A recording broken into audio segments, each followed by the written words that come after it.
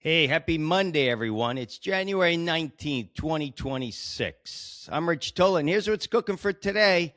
Number one, Dr. Martin Luther King Jr., a civil rights icon. I'm going to do a little short tribute to him today. Number two, change the curriculum and enable more real life teachers. It's a throwback to Friday's show. And number three, presidential no-nos. Yeah, we're going to have some fun with that today.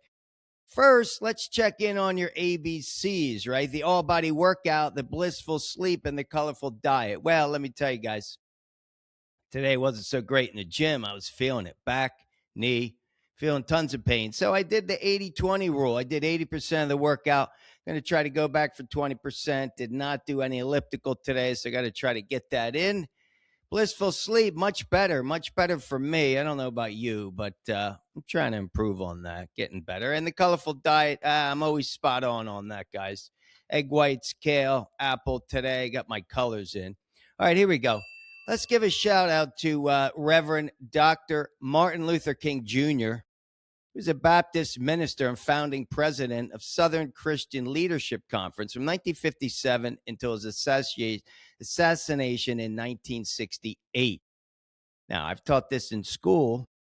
You guys know the iconic speech, I Have a Dream. I was just 5 years old. I just turned 5 years old on April 4th when he was shot standing on the balcony of the Lorraine Motel in Memphis, Tennessee. That was an event that marked a tragic turning point in the civil rights movement. Now, again, I was a little boy at the time, but everybody was aware of the whole civil rights movement.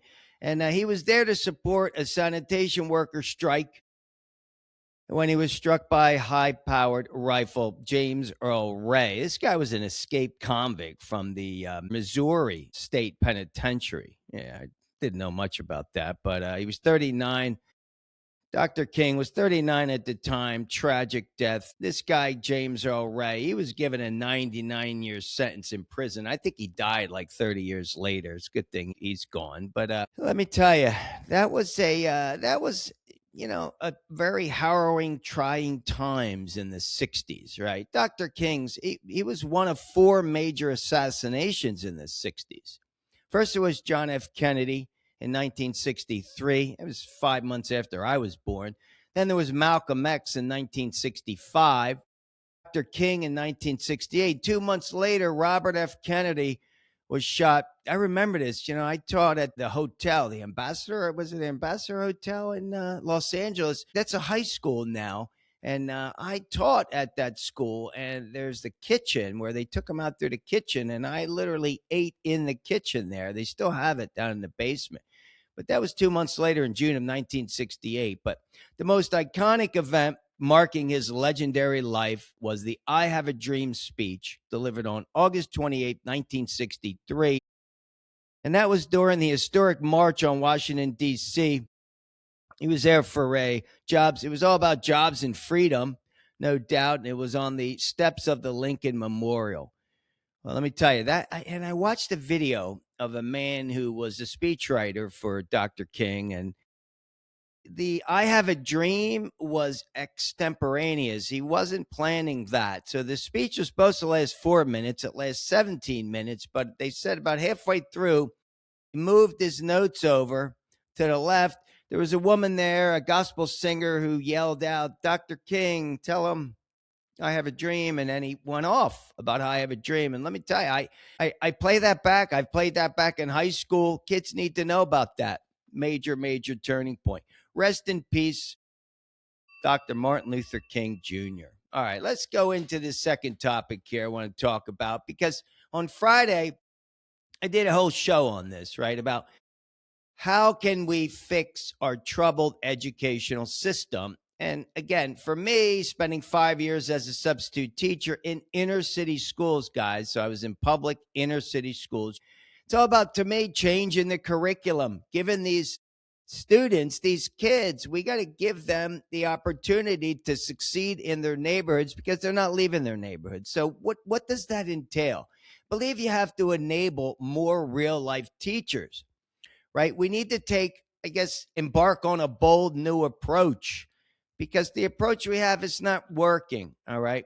So this is a well entrenched system. This hasn't changed much since I went to public school in the 1970s. They said that I was looking this up. The exact numbers vary, roughly up between 160,000 and 214,000 teachers emerge each year in the United States, though many of them never enter the classroom. So call it about 200,000 teachers. But the problem is, three-quarters of the United States face teacher shortages with approximately 36,000 vacancies. And I think that was from 2022. But anyway, how do we solve that? How do we fix that? I mean, I think we need two teachers in every classroom. Hey, in my book, The Sub, right? Tales of an Inner City Teacher, I give solutions. I talk about it. And one of my favorite chapters, this is chapter 14, is definitely one of my favorite chapters. And let me see what's going on over here. Yeah, let me get rid of that.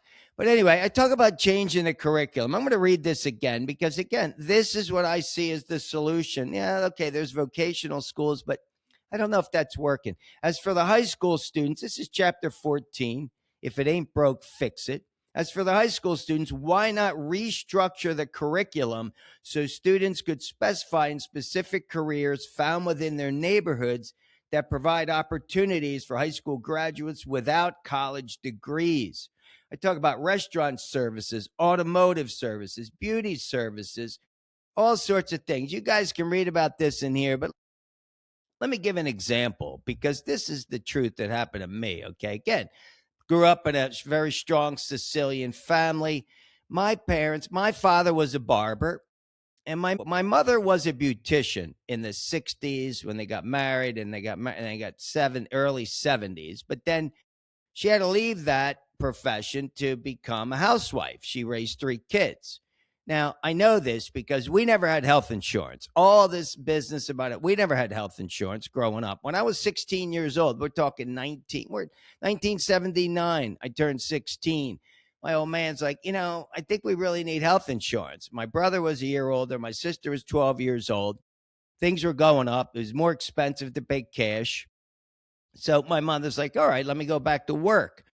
I remember she goes to interview at the vocational school to be a teacher teaching beauty services. She was a great beautician. Well, let me tell you, she didn't get the job. She didn't get the job because she didn't have a college degree. It's like, what does that mean? Why do you need a college degree if you're a successful beautician and you want to teach kids beauty? Why do you need a college degree? Well, she didn't get the job. Good news is she ended up going to work for the state. I think my father knew everybody. So I think she was fortunate enough to get a job working for the state, but she did. And that's where we had health insurance. We never had health insurance, like I said, till I was 16 years old. So, hey, we got to change the requirements of being a full-time teacher. I believe that. We need to reward individuals who have a skill. Maybe you're an automotive mechanic. You have a skill and you want to empower our nation's youth, especially inner city youth, because those markets aren't changing. You got to empower these youth so they can change themselves and give themselves skills so they can go on and change the market where they're living. Because these kids, I said it, they're not leaving their neighborhood. They're not going to college. Forget that. And it's not just vocational school. It needs to be done in the high school. I believe that. Anyway. All right, guys, here's my talk about that. Change the curriculum. It's a tough move. I understand that, but we need to do it. All right. Let me give a shout out here to the American Facts newsletter. I get this newsletter. I read a lot of newsletters, but I read this one. It was thought it was interesting. I don't know if you read this or know this, but President of the United States, Donald Trump. Hey, I happen to be a fan of Donald Trump, but anyway, although it seems glamorous and it may come with a lot of nice benefits, let me tell you, the role of the president is filled with strict protocols. So I'm calling this no-nos, presidential no-nos. These are things that the president of the United States can never do, all right? The top 10 can'ts of president of the United States. He can't do it because of, well, these are rules. These are rules to protect him. Number one, can't open windows in the White House. Wow. I mean, I love fresh air. How about that? You can't open the windows in the White House. Number two, can't go to the cinema. And that ruins it for me. I guess I won't be running for president because you can't go to crowded, dark places or spaces. That makes sense, though. Number three, you cannot attend your children's events. Yeah, well, I guess that's at risk as well. Too many people. Number four, you can't buy your own tech devices. How about that? Maybe these going to get hacked. Can't do it. Forget the iPhone. All right, what do we say? Number five, you cannot block people on social media. Yeah, that's a good one for me because I actually tagged the White House in a couple of these because, hey, I think they should read my book and come up with some solutions for changing the system. Well, anyway, that's seen as suppressing free speech. Can't block anybody on social media. Number six, you can't go out alone. Forget about it. He needs a secret service to clear it all. Right. Well, that makes sense.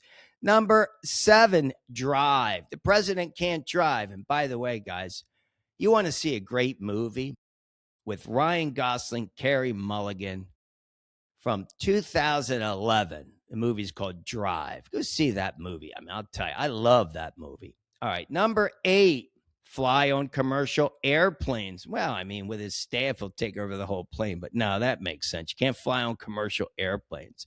Number nine, you can't accept expensive gifts. I like this one. Well, it says you want to prevent the opportunity for corruption or a conflict of interest. Yeah, that makes sense. All right. And number 10, you cannot discard office mail or official mail because, well, that's property of the government. All right. There you go, guys. I just want to have some fun with that. We're talking serious stuff here about education, talking serious stuff about Dr. Martin Luther King, but we're going to have fun with that. All right, guys. Well, let me tell you, super cold here today in Indianapolis. We're live and it's below zero. But in Miami, what's it going to be? 70 degrees. I wish I were in Miami watching the game. Hey, good luck to the Hoosiers tonight. You guys know that Indiana University is playing Miami for the national championship football. So good luck to those who are wagering. I'm not wagering, but I sure hope Indiana wins and we have ourselves a picnic or a parade. Big parade when they win. They are going to win. All right. Good luck. That's it, everybody. Get your workout in as usual. Have an awesome holiday. Peace.